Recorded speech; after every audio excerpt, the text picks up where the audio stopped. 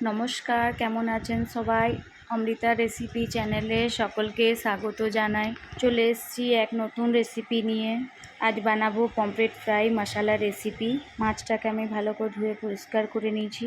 দেব 1 চামচ লবণ, হাফ চামচ হলুদ গুঁড়ো, হাফ চামচ লাল লঙ্কা গুঁড়ি, হাফ চামচ দেব জিরে গুঁড়ি, হাফ চামচ ধনে গুঁড়ি, 1 চামচ পেঁয়াজ রসুন বাটা, হাফ দেব কাগজি লেবুর রস। ভালোভাবে এবার মশলাটাকে মাছের গায়ে গায়ে মাখিয়ে নেব। দুই দিকটাই ভালো করে মশলাটা মাখাতে হবে।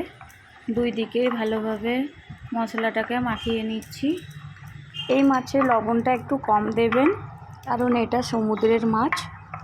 এভাবে মশলাটা দুদিকেই ভালোভাবে মাখানো হয়ে গেছে।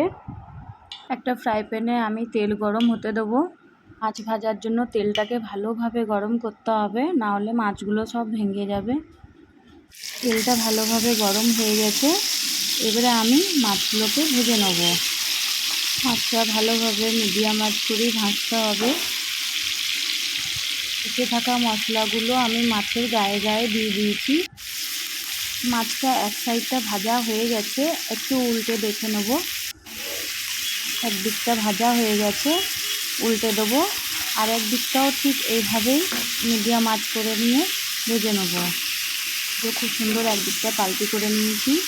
এবারে এই দিকটাও খুব সুন্দর করে ভেজে নেব।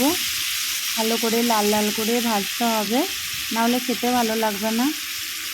এইভাবেই মিডিয়াম আঁচ করে নিয়ে এই দিকটাকেও ভালোভাবে ভেজে নেব। মাছ ভাজাতে খুব সুন্দর একটা রং হয়েছে, লাল লাল, দেখতেও খুব সুন্দর লাগছে।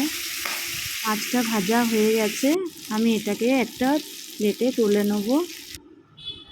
দেখতে খুব সুন্দর হয়েছে, খেতেও খুব ভালো হয় এই মাছ ভাজা। আপনারাও করবেন, খুব ভালো হয়। একটু পেঁয়াজ, ধনেপাতা, কাগজি দিয়ে সাজিয়ে নিয়েছি। রেসিপিটা ভালো লাগলে লাইক করবেন, কমেন্ট করবেন, সাবস্ক্রাইব করবেন।